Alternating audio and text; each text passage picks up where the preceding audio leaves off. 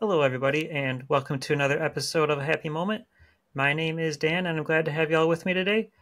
Today, let's talk about the transformative power of martial arts and meditation with my special guest, Jeff Patterson. Jeff, welcome to the show. Hey, thank you for having me. Thanks for coming on today. I really appreciate it. And Jeff, would you like to start off by telling us a little bit about yourself? Sure. I've been running a martial arts academy here in Portland, Oregon now for about 30 years. I've been doing the martial arts and the meditative arts for almost 36 years. As a young guy, I was really into Western boxing and kind of more into the combat style martial arts. And I used to go to a boxing gym that was just a few blocks here from my academy in Portland. And this was back in the late 80s, early 90s. And at a boxing gym, if you're not familiar with how they run things, it's a little different than your traditional fitness style class where, when you go to a fitness class, there's an instructor and everybody comes and they follow along with whatever the instructor says. Well, in a boxing gym, usually there's 4 or 5 different coaches, and each one of those coaches might have a handful of fighters that they work with on a regular basis. Well, at this one gym that I was at, there was this very well-known coach who had actually created national and world champion level fighters. And I really wanted to get to spend some time with him and be one of his fighters and have him helping me out. And so I would always show up at the gym when I knew he was going to be there and work really hard, and try to get him to notice me. And after about 3 or 4 months, he finally started giving me some tips and showing me a few things. And it was only 2 or 3 weeks of him starting to help me out when he said something to me that changed my life forever. In that he said, if I really wanted to be a good boxer, I should start doing meditation and Tai Chi. Now, at the time, I was this 19-year-old kid thinking, isn't that for like old people in the park? How's that going to help me be a better fighter? I had a lot of respect for him though, and I knew he was trying to help me. And so I took on the practice. And not only has it changed my life in many ways, but through the years here running this academy, I've had over 26,000 students come through the academy. And I've heard hundreds of stories of how the meditative arts has positively influenced people's lives. And that's what's made me so passionate about writing my last couple books and creating my online meditation program and kind of where we are at today. What was it that attracted you to fighting in the first place? I was just always as a kid intrigued by martial arts, watching martial art movies and stuff. And it was just really fun. Once I started getting into it with boxing, it was the challenge. Boxing is very difficult. It's very strategic. It takes a lot of work. It's a mental and physical challenge. And it was fun. It was exciting. It was something that, I wasn't very good at when I started. And it was, trying to climb up that hill and have that kind of drive. And so that was kind of what attracted me to it as a younger guy. What types of martial arts do you study? Well, here at the Academy, we have 4 programs. We have a Brazilian Jiu-Jitsu program, which is a grappling-based martial art. We have our striking program, which is Western boxing and Muay Thai kickboxing. And then we have a JKD and Eskrima program focused more on the Filipino-based martial arts. And then lastly, we have our meditation program, which is geared around the Tai Chi and Qigong sitting meditation, the standing meditation from Yi Chuan, and breath work. Okay, very cool. Jeff, let's talk a little bit about meditation. Surely there's just one kind of meditation, one way to meditate, right? Very, very, very big pool when you start talking about the meditative arts. Okay. What are the different types of meditation tactics that there are? Well, there's really hundreds. And so I usually break down the meditative practices into 5 categories. So you have what I call the athletic style of practice or the combative practice. You have the therapeutic side of the training, the medical side, the philosophical side, and then also the meditative or spiritual side. And as you are drawn to the practice, everybody comes to it for different reasons.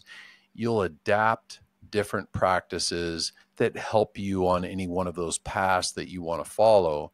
When you're building a life practice around meditation, we want to start with having some basic foundational principles where we're having a ritual-based practice, which is where you set time aside every day and you do a sitting practice, a Tai Chi form, a Qigong set, some standing meditation, something where you're shutting off the audios, you're shutting off the videos, and you're turning inward. And then we have active practices that are things that you can do when you're walking down the street or standing in line at the grocery store. And there are ways that we can integrate this active awareness and practice into our day-to-day lives, because meditation's meant to be more of a way of life and a lot less of a hobby that we do once in a while. And then lastly, we have the philosophical side of the training, which can be integrated into the active practices or the ritual-based practices. And if you have that as a foundational idea, then you can incorporate many different methods and start to build an evolving life practice around the meditative arts.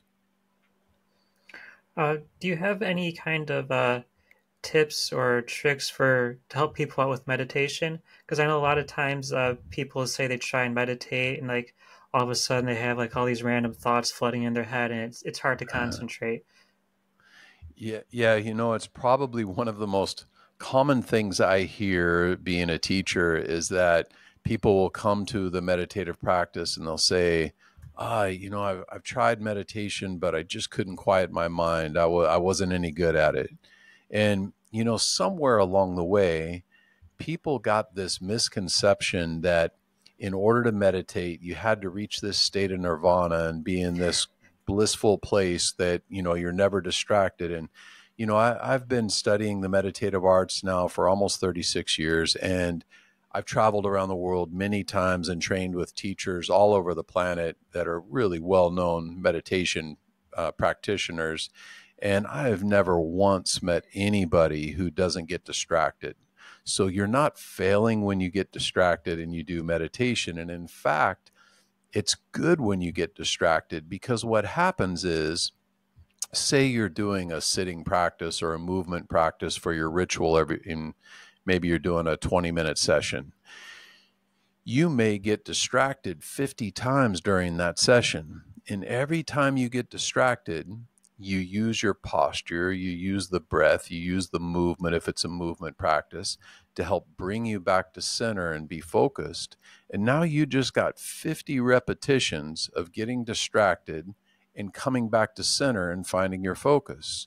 And now you do this every day, every year, every 5 years, every 10 years, you start getting so powerful and so good at, one, recognizing these imbalances and distractions, and two, having the tools to bring yourself back to focus, that almost nothing can unsettle you and you're almost become unshakable. And this is the idea. Now, if somebody says something to throw you off your game, or you have a stressful day at work, we've got the tools to maintain that focus and stay settled and stay calm and approach life from a more relaxed perspective.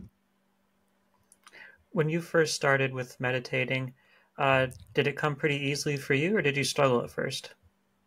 I struggled, and I kind of got turned on to the practice without really wanting to do meditation. I wanted to be a better fighter, and so my coach that I was training with at the time, he showed me a few Tai Chi movements, and he showed me a sitting meditation practice, and he told me that he wanted me to do an hour a day.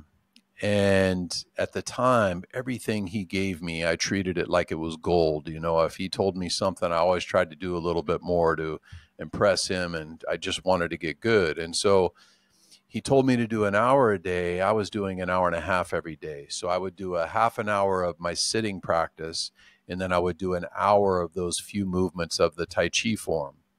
Well, it was kind of fun in the beginning, but then 3-4 months go by and he hasn't shown me anything else. And I'm thinking, man, is this guy ever going to show me anything? What am I doing this for? I just couldn't figure it out. And I'm sure that he noticed this, because every time I'd go to the boxing gym, he'd ask me, how's your meditation going? And I'm sure he could probably hear in the tone of my voice, even though I was doing it every day, that I was probably a little discouraged. And so I kept at it though, and I kept going to the boxing gym. And it was at about maybe a 7 or 8 month mark, I don't remember exactly, it was a long time ago, where I went down to my basement to practice one morning, and I looked up at the clock, and an hour and a half had gone by, and it felt like 15 minutes. And at that point I was like, what just happened? It was almost a euphoric state that I felt. And I was like, that was pretty cool. I got to make that happen again, And so from that point forward, I was hooked, and my priorities changed from having boxing be my main focus to, over the next couple of years, the meditative arts started becoming my main focus. And, it's kind of been that way my whole career. Jeff, you talked about the different types of meditation.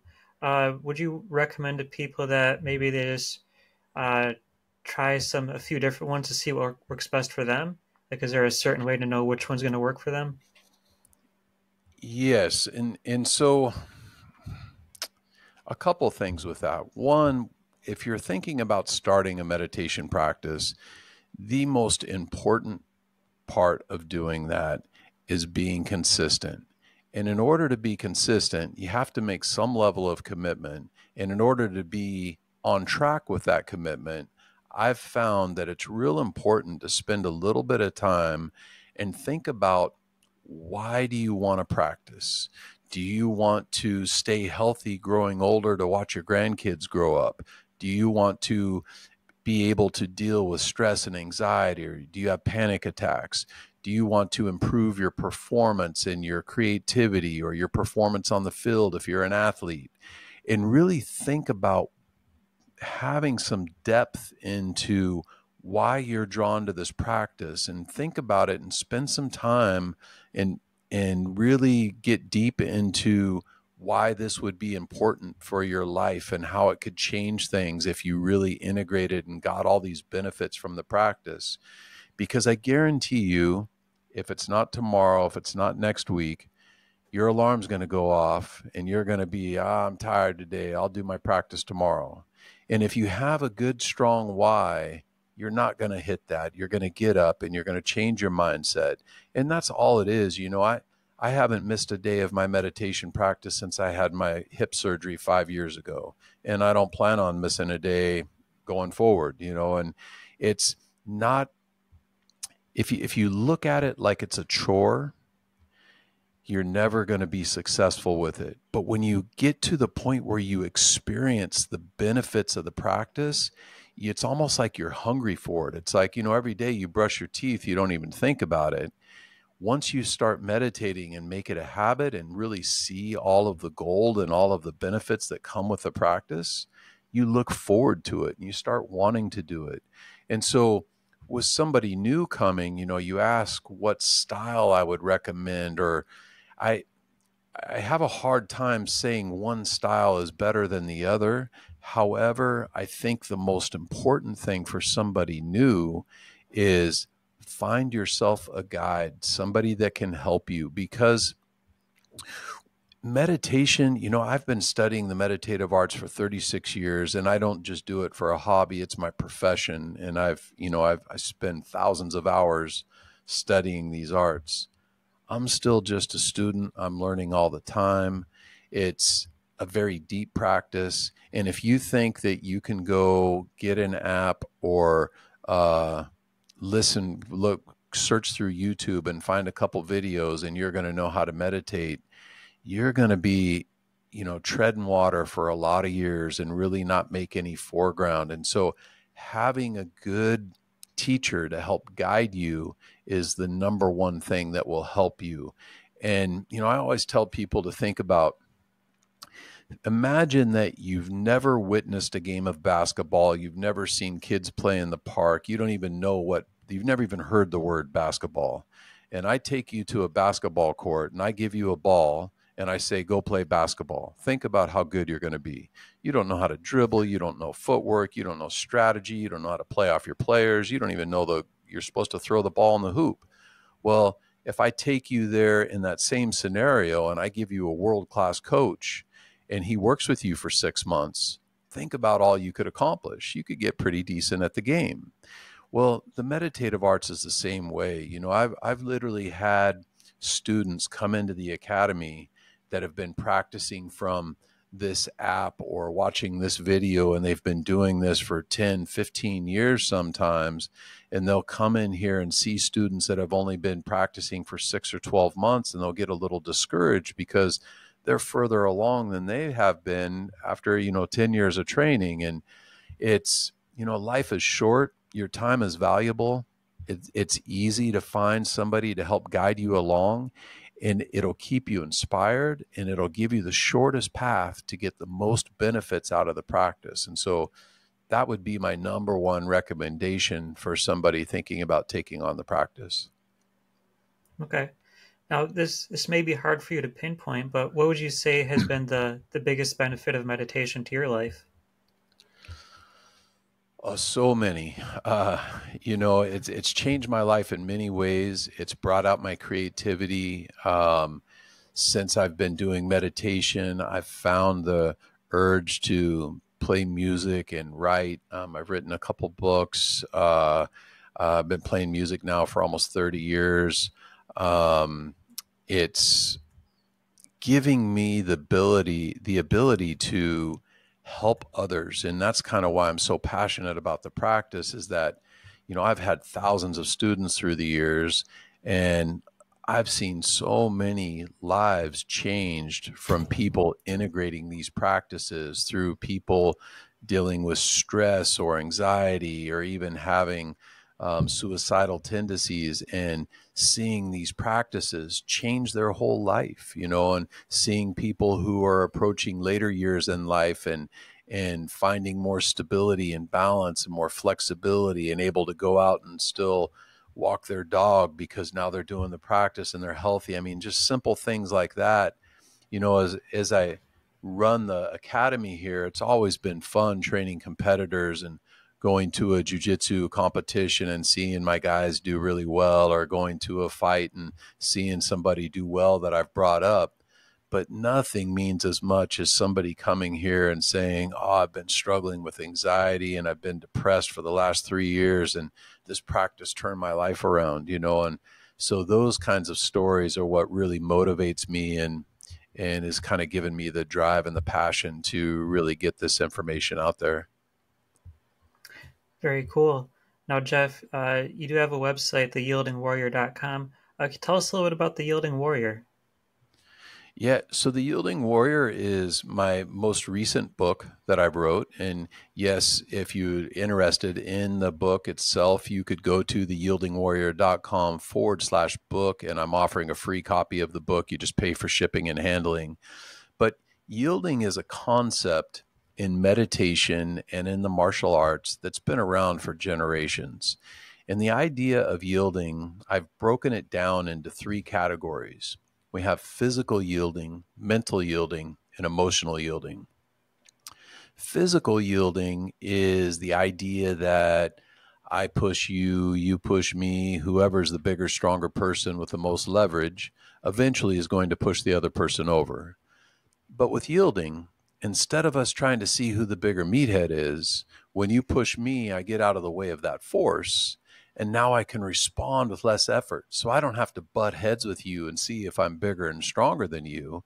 I just reposition myself so I can strategically get where I need to go without having to try to overpower you. And it's obvious how this is effective and helpful in combat athletics or combat sports, or even in football or basketball. And there's many ways that we can apply this. And you'll see a lot of professional athletes these days from any sport out there are practicing the meditative arts. And this is one of the benefits that they get from that. Now, in order to be good at yielding, a lot of things have to come into play for physical yielding. You have to be well rooted. The lower part of your body needs to be strong and flexible so you can change your central equilibrium without getting tight. The body has to be relaxed, the breath has to be calm, and the mind has to be present.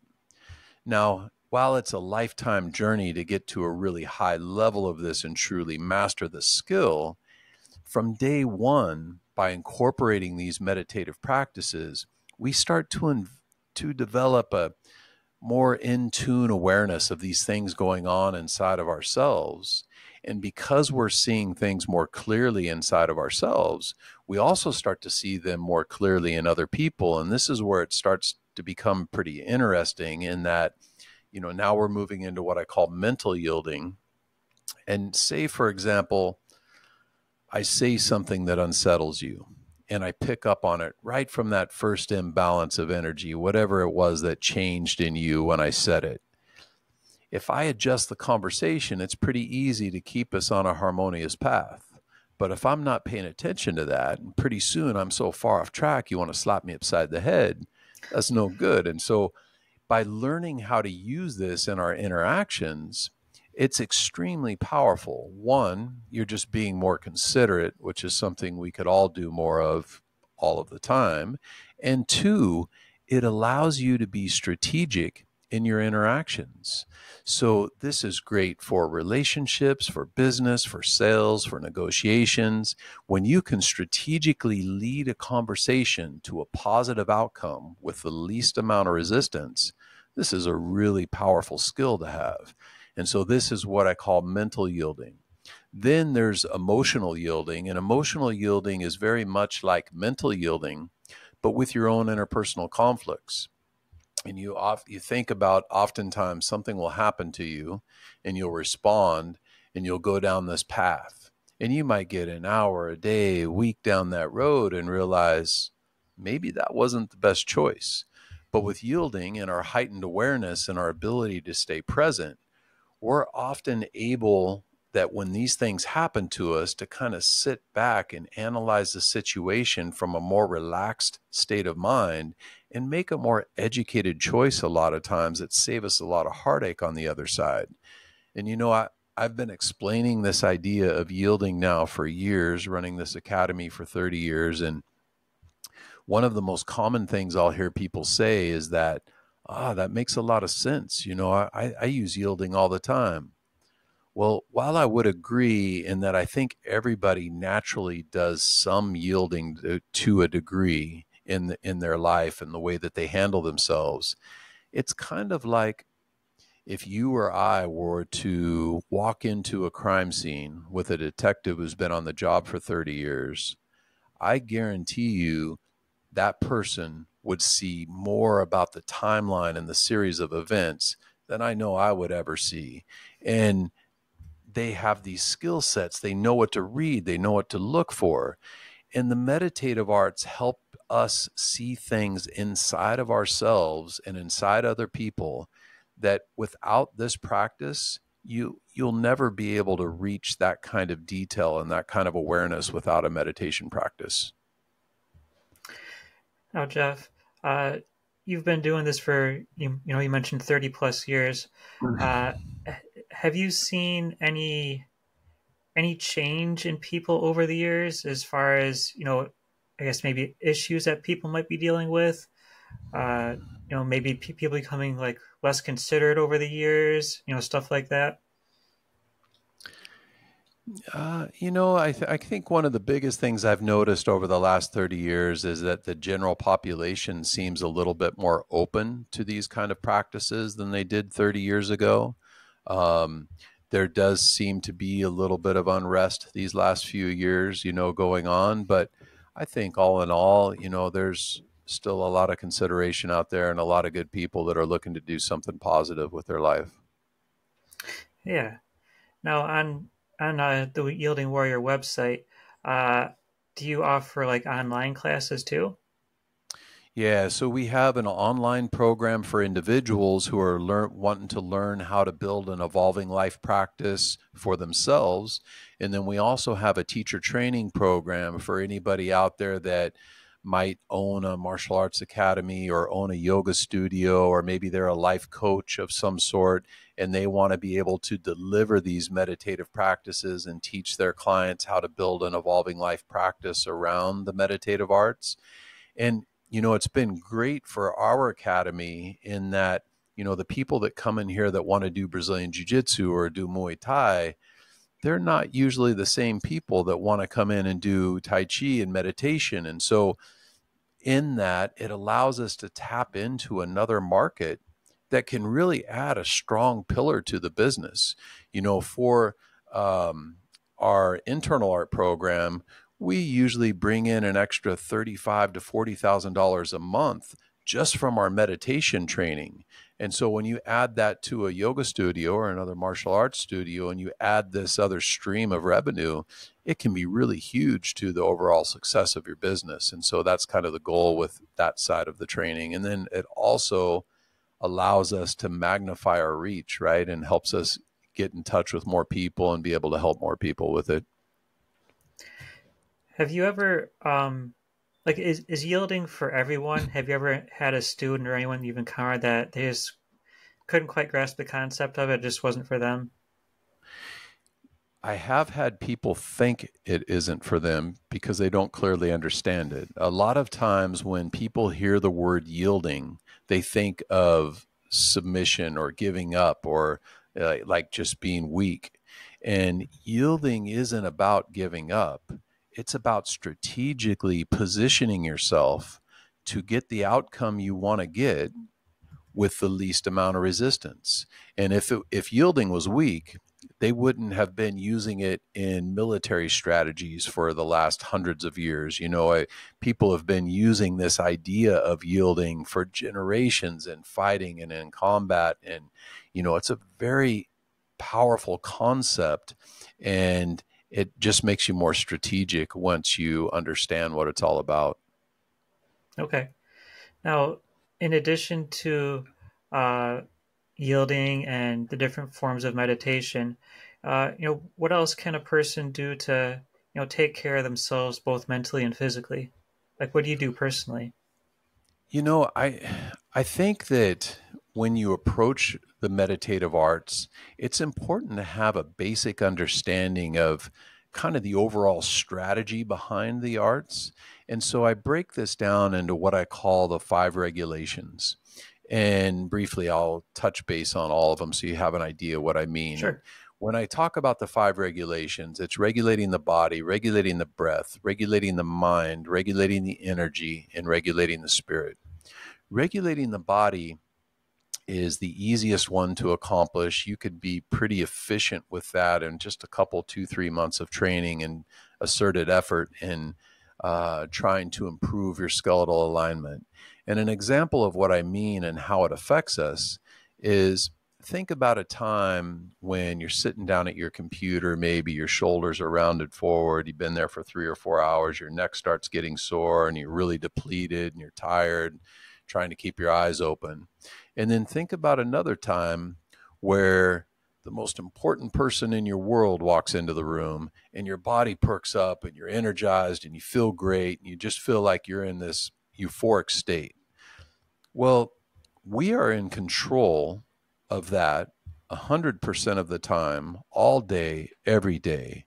And when we can learn how to pay attention to our skeletal alignment and our muscular tension in the body and regulate how we move, we can control that energy in how we present ourselves in everything we do. The next regulation is regulating the breath.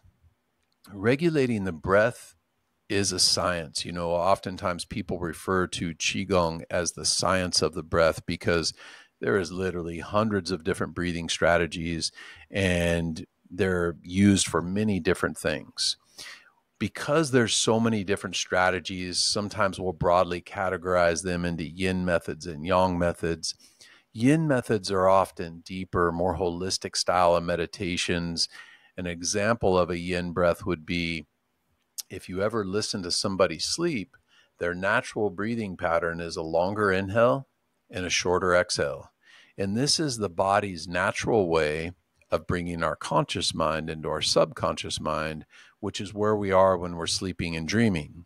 And so if we want to connect with that more yin style of energy, we can lengthen our inhales, soft retentions at the end of the inhale, shorten the exhales, and that'll help us to bring that energy inward, which is great for stress reduction, anxiety. It's great for focus. There's a lot of reasons why we would do that.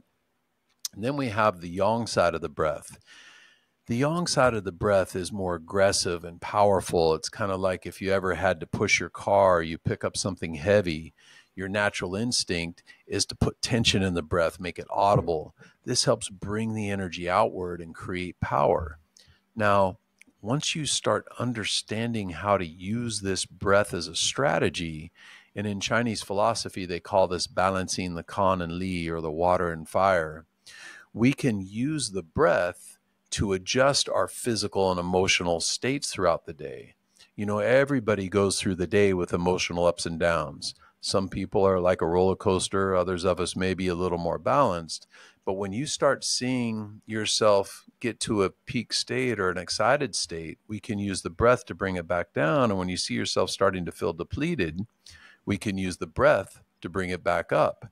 Now, if you can go through the day with a little bit more balance and a little bit more steady, energetic state, we can conserve our energy, we can have more focus, and we can be more in tune with what's going on. The next idea is regulating the mind. And just as with the breath, regulating the mind is a lifelong journey. And we kind of already touched on this a little bit when we talked about when we meditate, how we use our focus to come back to center. Well, there's this story that I really enjoy. It's about these two monks, and they're walking down this muddy dirt road after a big rainstorm. And they come up to this beautiful lady who's standing on the other side of a big mud puddle, and she's crying because there's no way to get around it. And the older monk yells across the puddle and says, "Ma'am, is everything okay? How can I help you?" And she says, "I need to be somewhere, and if I walk across this puddle, I'm going to get my dress all dirty." So the monk rolls up his pant legs. He walks across to the other side of the puddle. He picks her up, puts her on his back, takes her to the other side, sets her down, and she's off on her way. Well, him and the younger monk, they're walking down the road for a couple miles. And finally, the younger monk is just furious, and he says, "You know we're not supposed to touch ladies, but yet you did back there at the puddle." And he looks down at the younger monk and says, "You're still thinking about that lady? I left her back there at the puddle." And you know, how many times in life do we get 2 miles down the muddy road before we finally realize we got to let this thing go? It's like, you know, tearing us apart. And so regulating the mind is one of the foundational principles. Now, when you have reached a competent level in regulating the body, regulating the breath, and regulating the mind, the next regulation of regulating the energy is very easy. Regulating the energy, however, is a very complex topic and something that we could talk about for hours. But the basic idea of regulating the energy is, with a lot of meditations, we do different energetic circulations in the body. We'll work on bringing the energy inward to the bone marrow or extending outwards towards the skin, doing the skin breathing or whatever it is that we're doing. And we can use this as a strategy to get different energetic outcomes. And so it's part of our meditation practice. And then lastly, there's regulating the spirit. Regulating the spirit is a very profound idea, and it's something that monks and Qigong masters and people who really follow the meditation lifestyle work their whole life to try to reach this stage of enlightenment. Now, you know, as I mentioned, I've been studying for 36 years. I've traveled around the world many times and trained with teachers all over the world, and I've never once met anybody who's I would say is truly enlightened. So I don't even know if that's possible in today's society, but it gives you that idea of those basic foundations of building a meditation practice and the journey along how to integrate them together when you're starting to build an evolving life practice for yourself with the meditative arts. I mean, the five regulations, those are things that are important for anyone to follow. But I mean, they're not always easy, are they? Because I mean, just you talking about the first one, the physical one. I work at a desk job. I'm sitting in front of a desk for 8 hours a day, and I know a lot of times my posture gets pretty bad. It can be Yeah. hard to stay focused for such a long period of time. Um, do you have any advice for how people can achieve these things? Yes. And part of it is to develop the awareness and the habit. So if you are doing a ritual meditative practice, the whole time you're in your ritual practice, your posture and alignment is in tune, you're solid, you're working on your breath work, you're working on your mind control, and you start to have this time every day that you look forward to of this balance, and you find this kind of energetic peace that you do. Now, with our active practices, we start integrating these concepts and these ideas through physical movement, through breath work, through mental training exercises to everything we do. You know, when you're sitting down at your desk at work, when you're walking down the street, when you're resting on the couch, or whatever it is, you start integrating these principles, and eventually it starts to become your way of life, you know. And the whole idea is to regulate without regulating. And that's true mastery, right? If we can get to the point where that's just who we become. And that's the idea with these practices, is that we make it a lifestyle. And so it starts to become more of just who we are, and not a chore that we have to do once in a while, but something that we get to do because it makes our life better. Very well put. And Jeff, you have your book, The Yielding Warrior. What's on the horizon for you? Are you working on any other projects? Yeah, I am. I'm working on my next book right now. And I'm also continually working with my teacher training program, and improving that, and improving our online program. I always add new content to it continuously, and working with my students that are involved in the program and helping them along their path as well. Okay. Are you able to say what the next book's about? It's going to be called the Yielding Athlete, and it's going to be more geared towards athletes and how they can use the concept of yielding in their sport and their life, and to improve their performance. Okay, cool. Now, Jeff, I have a couple quick questions for you before we wrap up. But before I move on to those, um, is there any other key points you'd like to hit on for yielding or meditation? The only thing is, for you that are new out there, listeners who maybe haven't done the practice yet, or maybe you have, but you just haven't made it a lifestyle, is one, think about why you want to do the practice. Find yourself a guide and make the commitment to be consistent for at least a year. I guarantee you, if you do a 20-minute a day ritual and you integrate active practices into your life, and you do that every day for a year, you'll do it for the rest of your life. You'll see so many benefits from the practice that you would be crazy to stop. And so make that commitment. It's one of the best things you could do for yourself. And it's something that you'll never regret putting the time into. Now, Jeff, we just had the Olympics recently, and I watched a little bit of boxing. And with you having some knowledge in the area, I got a question for you. So I'm watching some of these fights, and it's pretty clear that one person has an advantage over the other, and that they're probably going to win via a decision at the end. So I'm watching these fights, and in the last round, like the person that's losing, like they don't seem to do anything. They just kind of like keep boxing as normal. Where I'm thinking, why not go all out and like try and knock this person out? Well, I don't know if you've ever stepped in a boxing ring and sparred with somebody, but it's very difficult. It's very hard.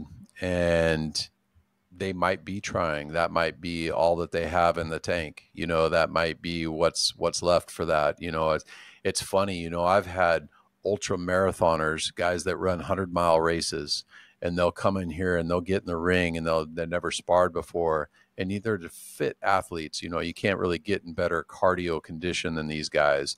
And after one round, they feel like they want to throw up from boxing because it's just a whole different thing, and it's a very intense, tough game. It's you see somebody who looks like they're slacking, think about everything they've done to get to that point where it maybe looks like they're slacking. And yeah, in some cases they could have improved their conditioning, maybe, they could have improved their strength, and obviously always can improve their technique and strategy, but it's not always as easy as it seems from the outside appearance. That's very true. I was actually involved in martial arts for a few years, and I went to one competition that I participated in. And when you're in a fight with someone, uh, like your adrenaline really gets going, and that tires you out a lot faster than if you're otherwise. It's just so I can understand like being in an Olympic level competition if you're boxing, how you could get tired out pretty quickly. Because I know when I was in that one fight I participated in, I got tired out pretty fast. It Yeah. definitely changes your game plan once you get knocked pretty squarely in the jaw. Yeah, I love Mike Tyson's line is like everybody's a critic until they get hit in the face, or I don't remember exactly what he said, but it's just kind of funny and so true. Everybody will talk smack, but they don't even realize what it's like until they get hit in the face. Yeah. Do you still compete in competitions, or do you mostly just go with your students to watch them? Just with my students, yeah, I'm a little bit past that time. Yeah. All right, Jeff. Last question I got for you. Do you have any favorite martial arts movies? Oh, uh, I like all the Bourne movies. They're kind of fun. Any of the movies these days that are using a lot of the Eskrima and the Filipino martial arts are kind of fun to watch because it's very technical, and I love watching the knives and the weapon and the weapons rolling around are kind of fun. Martial arts movies are a lot of fun. When I was growing up, I was a big fan of Jean Claude Van Damme. Oh Yeah, yeah, lot of good yeah. times watching those movies. Anbach is a great one too. If you haven't watched that, I haven't seen that one. that's definitely worth checking out. Okay, I'll check that out. Jeff Patterson, I'd like to say thank you very much for coming on the show, and I'm going to put a link in the description for this episode so people can find your website, and I'll use the link where they can get that free book as well. And do you have any social media links you'd like to mention? Yeah, all of the social media channels you could find by just searching for the Yielding Warrior. Okay, all right, very cool. Jeff, thanks again. I appreciate it. All right. Thank you very much for having me. All right, thank you. And thanks everyone for joining us. If you'd like to learn more about the podcast, you can find me on Facebook, Instagram, Twitter, or YouTube. Just search for a Happy Moment Podcast. And I will see you guys next time. Take care, everybody.